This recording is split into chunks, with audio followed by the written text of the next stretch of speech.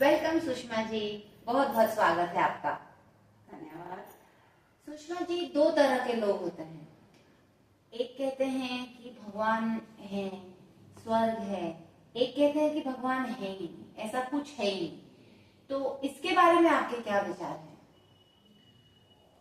मेरे हिसाब से ईश्वर है। ईश्वर कण कण में ईश्वर है, हमारे रोम रोम में ईश्वर है, हमारे आसपास ईश्वर हैं। हमें उन्हें देखने के लिए वैसी आंखें बनानी पड़ेगी। ईश्वर है तब। मैं एक बात कहना चाहूंगी, कभी कभी अचानक से पास से कोई बड़ी, हम पैदल चल रहे हैं और कोई गाड़ी निकल गई जी। और जैसे एकदम से कि नहीं, हम उस समय कुछ होता, हादसा होता, तो हम क्या, अरे भगवान ने बचा दिया, हम कहते हैं। हाँ। जो भगवान को नहीं मानते ना, उनके मुंह से भी निकलता है जी, कि हमें भगवान ने बचा दिया। हाँ। एक ट्रेनों में ब्लास्ट हुए थे काफी साल पहले, आई थिंक कितने साल, 10 साल तो करीब करीब हो चुके, उससे भी ज्यादा, 2006 में हुआ था। हाँ जी, जुलाई में हुआ था। तो उस समय बहुत से लोग थे ट्रेन में, वो उस हादसे में मारे गए जहाँ जहाँ बम रखे हुए थे। और तो पास वाला इंसान के चिथड़े चिथड़े उड़ गए और उसके पास में ठीक जस्ट बगल में बैठा है, वो देख रहा है, उसको कुछ नहीं हुआ। और अगर थोड़ा उस समय थोड़ा हुआ तो भी बिल्कुल जैसे पूरा गाड़ी का मलबा ऐसा वो नीचे दबा हुआ है, फिर भी जिंदा है। उसने क्या कहा, मुझे तो ईश्वर ने बचाया। तो ईश्वर को देखने के लिए हमें वैसी आंखें, हमें वैसी सोच, हमारा विश्वास वो बढ़ाना होगा कि हकीकत में ईश्वर है। जो नहीं मानते ना, वो भी बहुत से लोग नहीं मानते हैं जी। तो फिर वो लोग उस समय क्यों कहते हैं कि हमें तो भगवान ने बचाया। सुषमा जी, जो लोग नहीं मानते उनके बारे में बोलना चाहूंगी कि अगर उनके साथ कुछ बुरा होता है, हाँ। जो उन्होंने शायद सोचा नहीं हो और ऐसा कुछ बुरा हो जाता है, तो एक या दो इंसिडेंट की वजह से उनका विश्वास चले जाता है भगवान से। तो उनको लगता है कि नहीं नहीं, मेरे साथ बुरा हो गया तो भगवान तो है ही नहीं। हाँ, ये वैसा उससे भी बुरा हो सकता था। जो लोग सोचते हैं कि हमारा बुरा हुआ और ईश्वर ने मुझे मदद नहीं की, पर ईश्वर उसमें से निकालता जरूर है। परमानेंट उसी में नहीं रहता है। उसके कुछ पास्ट लाइफ के कर्माज में, इस बारे में तो मैं कहना चाहूंगी कि उसके कुछ पास्ट लाइफ के कर्माज ऐसे होते हैं, उसका पनिशमेंट तो मिलता है। तो कभी भी इस भ्रम में कोई भी इंसान ना रहे कि हम जो भी करेंगे हमें नेक्स्ट लाइफ में हमें कुछ पनिशमेंट नहीं मिलेगा। जब हम सोचते हैं कि ईश्वर तो है ही नहीं, कोई कहेगा ना कि भगवान तो है, भगवान का है। अभी के जो धर्म गुरु हैं, पता है, वो अपने आप को भगवान बना के बैठे हैं। कितने कास्ट ले लो। हाँ। ऐसे बहुत से लोग, कोई अलग अलग, मैं पर्टिकुलर नाम नहीं लूंगी किसी की, पर नॉर्मली है अपने आप को वो भगवान तो वो कहते भगवान तो है ही नहीं। जो तो लोग उनको भगवान बना देते हैं कि ये गुरु है ना, बस हमारे तो यही भगवान है। पर वो क्या करेंगे, वो पेंडुलम की तरह घुमाएंगे। एक आया, कुछ अच्छे 2-4 लाइनें बोल दी और कहेंगे कि भगवान नहीं है। लोगों ने विश्वास किया, हाँ अरे इन्होंने ऐसा कहा। फिर दूसरा आएगा, नहीं नहीं ऐसे नहीं, इस रास्ते जाओ तो सब कुछ सही, सब आपको मतलब लाइफ की कुछ ऐसी बातें बता देगा। फिर इंसान उस तरफ जाएगा, फिर तीसरी तरफ, चौथी। ये क्या है मुस्लिम्स होते हैं, वो कहते हैं अल्लाह। और हम हिंदू होकर के हम कहते भगवान नहीं है। अगर हमने हमारे बीच में से भगवान को निकाला, भगवान नहीं है, हर हिंदू के हाथ में तलवार होगी, निर्दोष लोगों को काटना शुरू कर देगा। कौन पनिशमेंट देगा, भगवान तो है नहीं। और वो आए दिन दंगे, फिर हमारे हिंदुओं में भी वैसा ही होना शुरू हो जाएगा।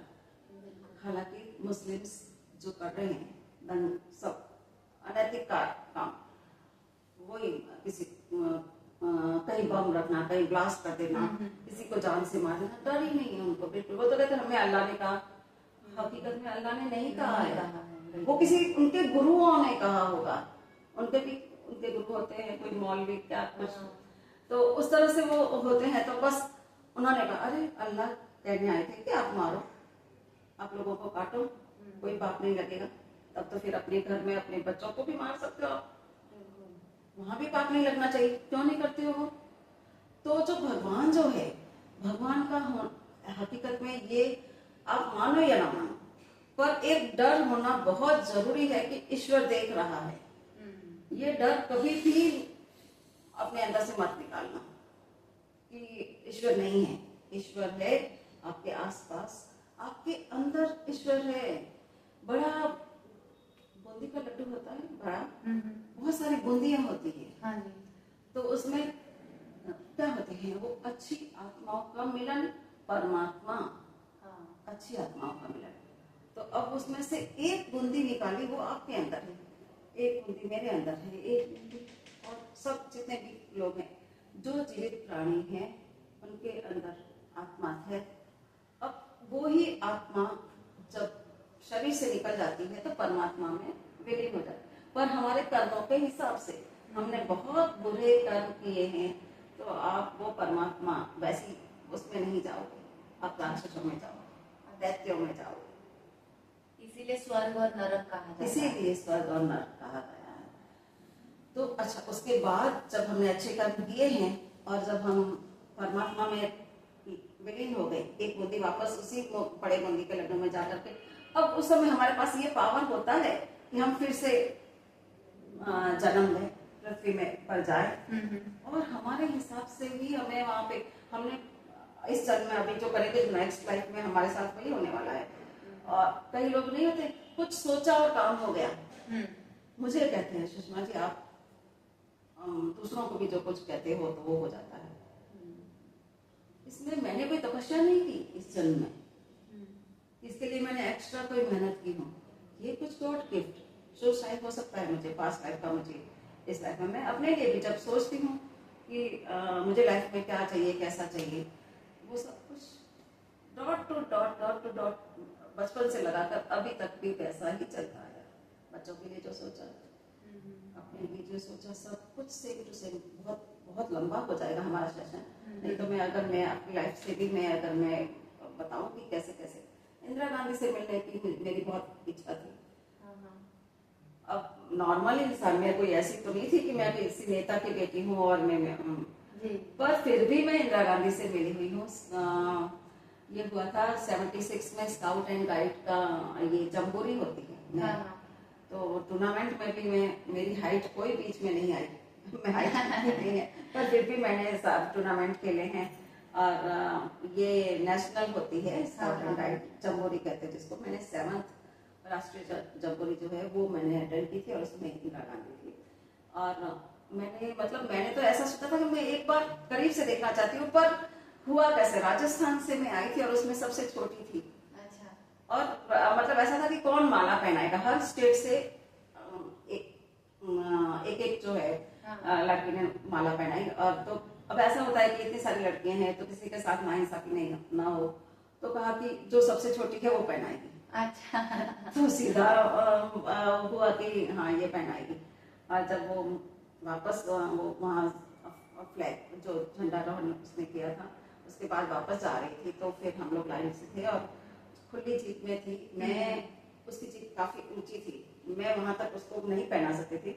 तो किसी ने उठा करके मैंने ऐसे माला पहनाई और उसने 1 सेकंड के लिए ही सही, पर उसने अपने ऐसे गोद में बिठा के प्यार किया।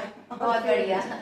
तो अब उस समय तो वो कैमरा वगैरह नहीं था, 76 की बात है, तो वो फोटो नहीं है, नहीं तो अभी का होता तो शायद फोटो मिल जाता। पर हाँ, मेरा अटेंड किया हुआ, मेरा जो सर्टिफिकेट वगैरह, तो लाइफ में जो मांगा, मेरी हाइट बहुत कम है, वो भी मैंने ही मांगी थी कि मुझे क्लास में सबसे आगे बैठना। अच्छा। कहीं भी डांस वगैरह है या तो कंपटीशन, उसमें भी सबसे आगे खड़े रहना। परेड होती है, हाइट में कम है, वो आगे खड़े रहते हैं। मैंने ही मांगा था, मुझे मिला। उस समय मेरा उतनी ही चलती थी कि हाँ मैं सबसे आगे। पर जब पढ़ाई पूरी हो गई, सब कुछ, अब शादी की बारी आई, मेरे जितना कम लाइफ पार्टनर इतना हाइट वाला, मेरे जितनी हाइट वाला चाहिए, ज्यादा हाइट वाला चाहिए।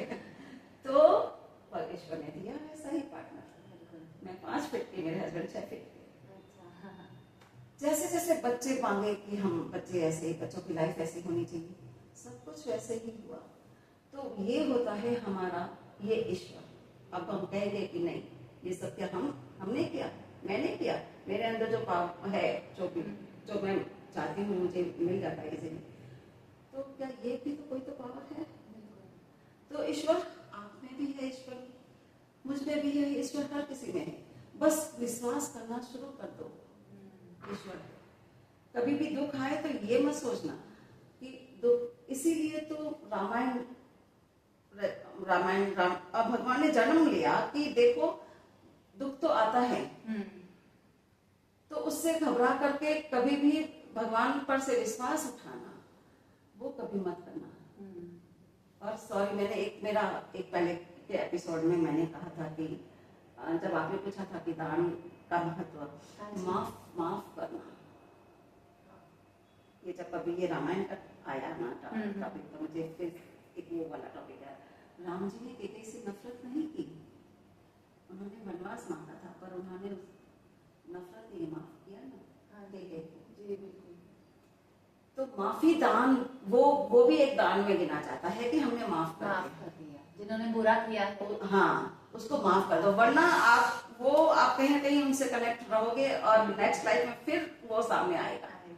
तो आप जब तक जिंदा हो तब तक भी आप दुखी रहोगे कि उसने फला व्यक्ति ने मेरे साथ गलत किया, और वो कनेक्शन बना रहेगा। हाँ। तो डिस्कनेक्ट करो। अगर किसी से आपको बहुत ज्यादा तकलीफ पहुंची हो तो वहां पे उसको डिस्कनेक्ट करना है अपनी लाइफ से, अपनी एनर्जी से, और माफ कर दो। तो ये माफी दान, ठीक है। और बाकी मैं अभी कहना चाहूंगी, तो मैंने कुछ एक लिखा था भगवान के बारे में जी। तो मैं अक्सर मेरे टेबल पे रहती है पेन, और जब भी मुझे कुछ दिमाग में आता है मैं लिखती हूँ। तो ईश्वर के बारे में जब मैंने कहा ईश्वर है कि नहीं, बहुत से लोग मेरे पास आते हैं, तो वो कहते हैं, काउंसलिंग के लिए भी आते हैं, तो वो कहते हैं कि ईश्वर तो है ही नहीं, ईश्वर होते तो हमें इतनी तकलीफ नहीं आती।